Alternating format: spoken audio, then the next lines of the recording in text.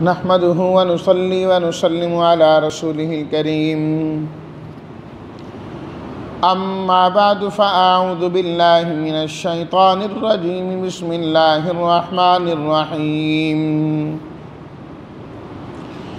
وإن كنتم على سفر ولم تجدوا كاتبا فرهان مقبوضة فإن أمن بعضكم بعضا فليؤد الذي اؤتمن أمانته وليتق الله ربه ولا تكتموا الشهادة ومن يكتمها فإنه آثم قلبه والله بما تعملون عليم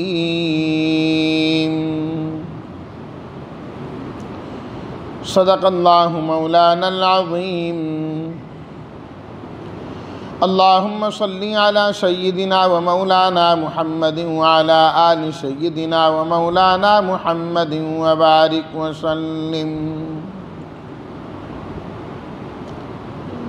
وَإِن كُنتم اور اگر ہو تم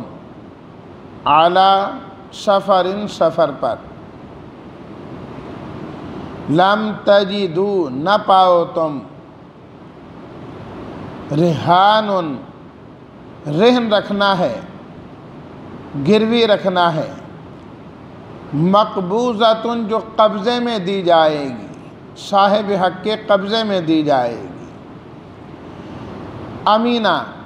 مطمئن ہونا اعتبار کر لینا کسی پر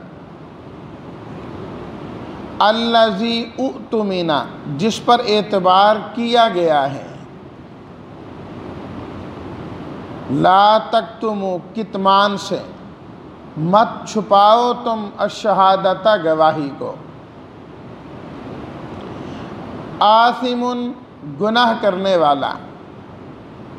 گناہگار ہوگا قلبہ دل اس کا ترجمہ اور اگر تم سفر پر ہو اور نہ پاؤ تم لکھنے والا تو پھر اطمینان کا ذریعہ رہن رکھنا ہے گروی رکھنا ہے چیز کو جو صاحب حق کے قبضے میں دی جائے گی پس اگر تم میں سے ایک آدمی دوسرے پر اعتبار کر لے تو پھر چاہیے کہ ادا کر دے وہ شخص جس پر اعتبار کیا گیا ہے اپنی امانت کو اور اسے چاہیے کہ وہ اللہ سے ڈرے جو اس کا رب ہے اور تم مت چھپاؤ گواہی کو جس شخص نے اس گواہی کو چھپایا تو بے شک اس کا دل گناہ کرنے والا ہے اور جو تم عمل کرتے ہو اللہ پاک اس کو دیکھنے والے ہیں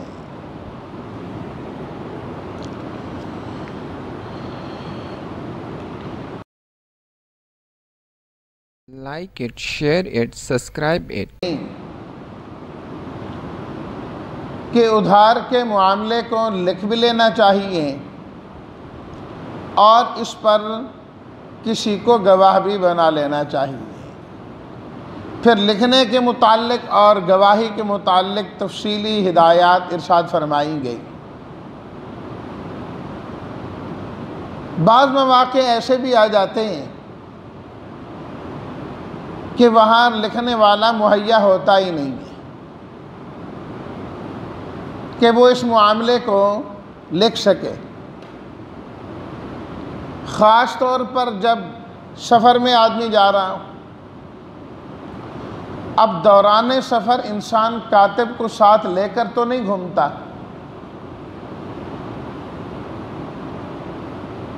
کوئی معاملہ کر لیا کسی سے خرید و فروخت کر لی کوئی چیز لے لی کوئی چیز دے دی تو ایسے موقع پر اللہ تعالیٰ نے فرمایا کہ اعتبار کے لیے کسی چیز کو گروی رکھا جا سکتا ہے یہاں پر ایک چیز تو یہ ذہن میں رہے کہ یہ جو اللہ تعالیٰ نے فرمایا نا وَإِن كُنتُمْ عَلَى سَفَرٍ کہ اگر تم سفر پر ہو تو رہن رکھنے کی اجازت ہے یہ صرف اس لیے سفر کا فرمایا کہ عام طور پر اس طرح کی صورتحال سفر ہی میں پیش آتی ہے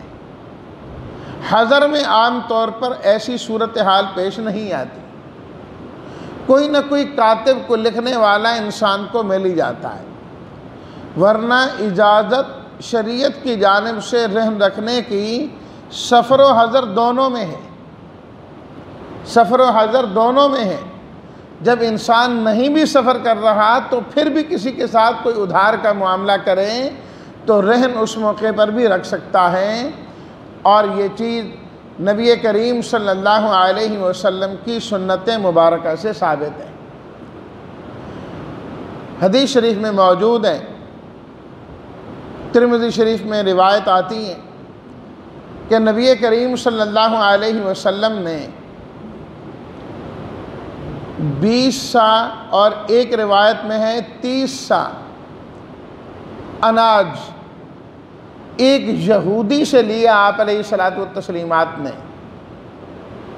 ادھار کے طور پر کہ ابھی آپ ہمیں دے دیں، بعد میں آپ کو اس کی ادائیگی کر دی جائے گی۔ اور آپ علیہ الصلاۃ والتسلیمات نے اپنی زرہ بطور رہن کے اس یہودی کے پاس رکھوائی۔ مدینہ منورہ میں تھے، وہاں لکھنے والے بھی موجود تھے، کاتب بھی موجود تھے، لیکن آپ علیہ الصلاۃ والتسلیمات نے یہ معاملہ نہیں لکھوایا،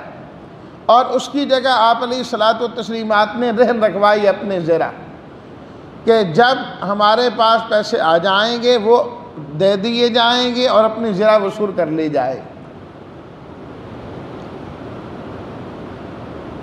آپ علیہ الصلاۃ والتسلیمات نے ابھی اس اناج کی رقم نہیں ادا کی تھی اور اپنی زرہ ابھی تک واپس نہیں لی تھی کہ آپ علیہ الصلاۃ والتسلیمات کی وفات ہو گئی اور آپ کا انتقال ہو گیا۔ اسی حال میں کہ آپ کی وہ زرہ جو ہے وہ یہودی کے پاس ہی تھی، رہن رکھی ہوئی تھی۔ اللہ اکبر، اللہ کے نبی ہیں، امام الانبیاء صلی اللہ علیہ وسلم ہیں، لیکن اپنے پاس کچھ بھی نہیں رکھ رہے، جو آ رہا ہے دیتے جا رہے ہیں، جو آ رہا ہے دیتے جا رہے ہیں۔ اللہ تعالیٰ نے قرآن مجید میں فرمایا وَوَجَدَكَ عَائِلًا فَأَغْنَى، اللہ نے آپ کو غنی بنایا ہے، اللہ نے آپ کو غنی بنایا۔ یہ مطلب نہیں کہ آپ کے پاس کچھ ہوتا نہیں تھا، ہوتا سب کچھ تھا، آپ اپنے پاس رکھتے ہی نہیں تھے، آپ اپنے پاس رکھتے ہی نہیں تھے۔ جو کچھ اللہ تعالیٰ دیتا، دن کو دیتا، شام سے پہلے پہلے وہ گیا، رات کو آیا تو صبح سے پہلے پہلے کوشش کی کہ اللہ کے راستے میں خرچ کر دیں۔ مشہور روایت ہے نا کہ آپ علیہ الصلاۃ والتسلیمات نے ایک دن نماز پڑھائی اور اس کے فوراً بعد اتنی جلدی جلدی آپ تشریف لے گئے، سارے بیٹھے ہیں اور آپ صفوں کے اندر سے گزرتے چلے گئے۔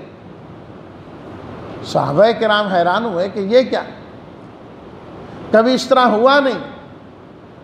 آپ علیہ الصلاۃ والتسلیمات نے فرمایا شام ہو رہی تھی، رات شروع ہو جانی تھی، میرے ہاں کچھ مال پڑا تھا، میں نے یہ مناسب ہی نہیں سمجھا کہ رات آ جائے وہ مال میرے پاس رکھا ہی رہ جائے، میں گیا ہوں جلدی جلدی میں نے اسے تقسیم کیا، اللہ کے راستے میں دیا، اور ایک مرتبہ نماز پڑھانے کے لیے تشریف لائے، پھر آپ چلے گئے، پھر تھوڑی دیر بعد آئے نماز پڑھائی، فرمایا کچھ درہم رہ گئے تھے، میں نے کہا کہ کیا زندگی کا بھروسہ ہے، پہلے گئے اللہ کے راستے میں خرچ کر کے آئے، رکھا ہی نہیں آپ نے اپنے پاس۔ اللہ اکبر۔ تو آپ کا انتقال ہو رہا ہے، آپ کی وفات ہو رہی ہے، آپ اس دنیا سے تشریف لے گئے، لیکن آپ کی جو زرہ ہے وہ ایک یہودی کے پاس رکھی ہوئی۔ اس کے بعد حضرت ابوبکر صدیق رضی اللہ تعالیٰ عنہ خلیفہ مقرر ہوتے، تو انہوں نے یہودی کا جو حق بنتا تھا وہ اس کو ادا کیا، اور نبی کریم صلی اللہ علیہ وسلم کی جو زرہ تھی وہ واپس کروائی۔ تو حالت حضر میں بھی جائز ہے، یہ سفر کے ساتھ مخصوص نہیں، چونکہ عام حالات میں اس قسم کی صورتحال سفر کے دوران ہی پیش آتی ہے، تو اللہ تعالیٰ نے فرمایا وَإِن كُنتُمْ عَلَىٰ سَفَرٍ، ریحان رہن کی جمع، رہن کہا جاتا ہے کہ انسان صاحب حق کو جس سے کچھ لیا ہے اس کا حق ادا کرنا ہے،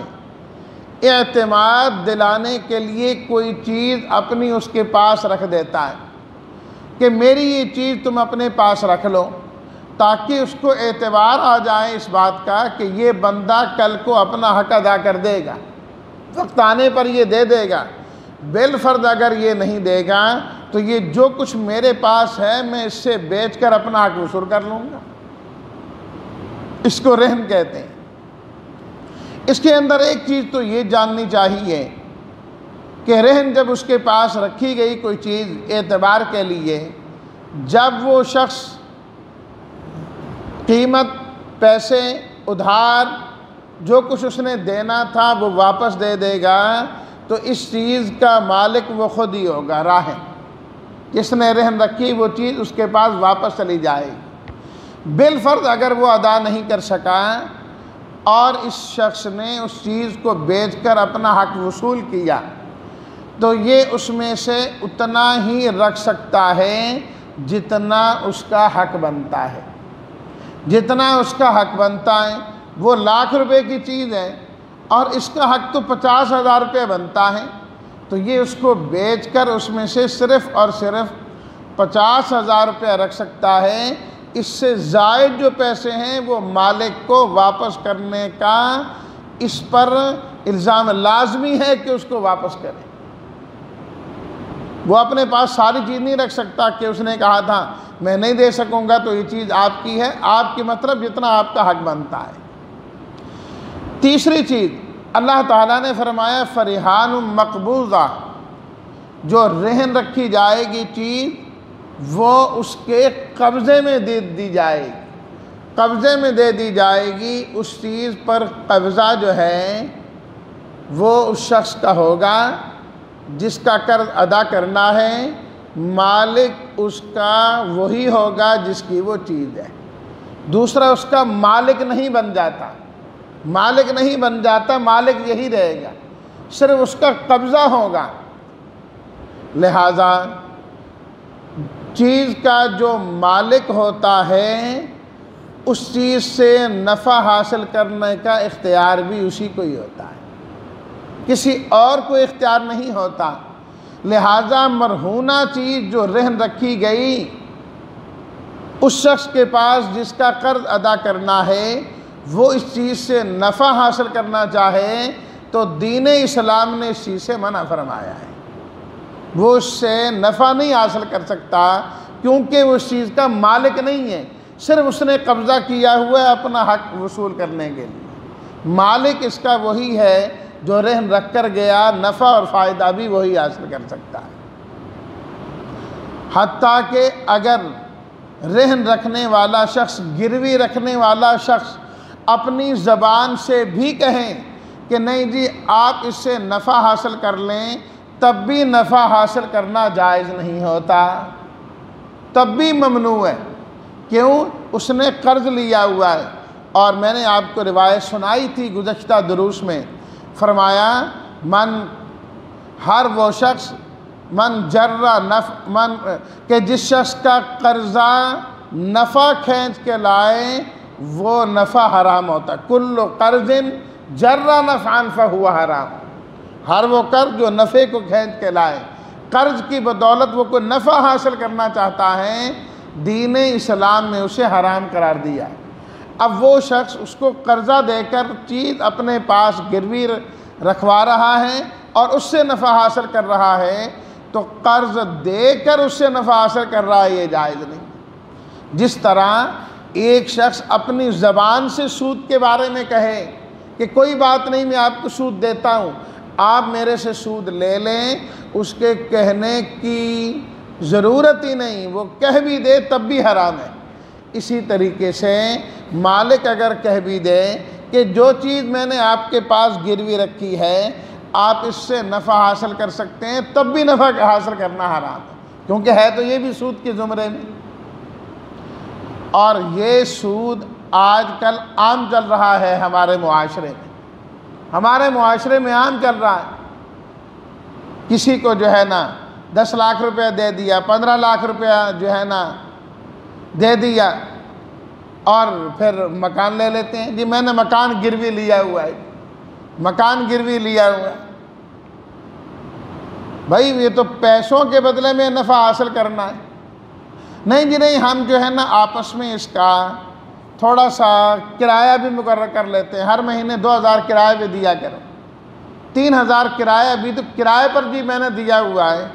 جس بندے نے قرض نہیں دیا ذرا اس کو کرایہ پر دو نا 3000 میں، پھر پتہ لگ جائے۔ تو وہاں نہیں دیتے، معلوم ہوا کہ وہ قرض کا چکر ہی ہے، جب کسی اور کو نہیں دے رہے، اسی کو دے رہے ہیں جس سے قرض کا معاملہ کر رہے ہیں۔ جہاں وہ معاملہ ہو رہا ہے وہاں 2000 4000 میں کرائے پر دیا جا رہا ہے، لہٰذا اس طرح دینا بھی جائز نہیں، اور یہ سراسر سود ہے، سراسر حرام ہے وہ جو نفع حاصل کیا جا رہا ہے۔ فرحان مقبوضہ، رہن صرف اور صرف قبضے میں آ سکتی ہے، قبضے سے زیادہ وہ اس سے نفع حاصل نہیں کر سکتا۔ حتیٰ کہ فقہائے کرام نے یہاں تک لکھا ہے کہ اگر کوئی شخص اپنا جانور کسی کے پاس گروی رکھتا ہے، اس سے قرض لیا اور رہن اور گروی اپنی گائے اس کو دے دی، بھینس اس کو دے دی کہ تم اپنے پاس رکھو، جب تمہارے پاس سے پیسے واپس کروں گا تو میں اپنا جانور لے لوں گا۔ اگر وہ جانور دودھ دینے والا ہے، اس جانور کا دودھ استعمال کرنا بھی اس شخص کے لیے جائز نہیں،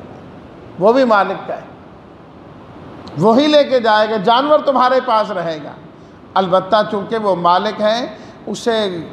گھاس اور دانہ ڈالنے کی ذمہ داری بھی اس مالک کی ہے، وہ بھی مالک ہی ڈالے گا، دودھ بھی وہی لے کے جائے گا، قبضہ صرف اس کا ہوگا، وہ جانور رہے گا اس کے پاس۔ فرحان مقبوضہ فَإِنْ أَمِنَ بَعْضُكُمْ بَعْضًا فَلْيُؤَدِّ الَّذِي اؤْتُمِنَ أَمَانَتَهُ۔ اللہ اکبر۔ دوسری ہدایت اس آیت میں یہ دی گئی کہ اگر ایک شخص اپنے بھائی پر اعتبار کر لیتا ہے، وہ کہتا نہیں یار مجھے اعتماد ہے، کوئی نہیں، آپ کو قرض چاہیے نا آپ میرے سے لے لیں، کوئی نہیں لکھنے کی ضرورت،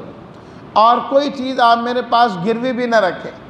میں نہیں لیتا، مجھے آپ پر اعتماد ہے، آپ مجھے فلاں وقت دے دیں، تو اللہ تعالیٰ نے فرمایا یہ بھی جائز ہے، لیکن اب جو قرض لینے والا ہے اس کو بھی شرم و حیا کا معاملہ کرنا چاہیے کہ اس نے پیسے بھی دیے اور اعتماد بھی کیا، اب تجھے چاہیے کہ اعتماد کو ٹھیس نہ پہنچا دے، تو بھی فَلْيُؤَدِّ الَّذِي اؤْتُمِنَ أَمَانَتَهُ، جس پر اعتبار کیا گیا ہے اس کو چاہیے کہ اس کی امانت ادا کر دیں، پوری ادا کر دیں، بر وقت ادا کر دیں، تاکہ اس کا اعتماد خراب نہ ہو۔ آئندہ کوئی قرض لینے کے لیے آئے ہے تو یہ انکار نہ کرے جی پہلے کو بھی قرض دیا تھا آج تک اس نے واپس نہیں کیا، یہ اوروں کا دروازہ بند کرنا ہے، ضرورت مند تو اور بھی بہت زیادہ ہوتے ہیں، فرمایا یہ درست نہیں ہے۔ ویسے تو ہر آدمی کو جو وعدہ کرنا چاہیے پورا کرنا چاہیے، ایسے شخص کو خاص طور پر پورا کرنا چاہیے،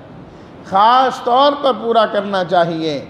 اور پھر اللہ نے ساتھ ڈرایا کہ دیکھ اس نے کوئی گواہ نہیں بنایا، اس نے کوئی تحریر نہیں لی، اور اس نے کوئی چیز گروی نہیں لی،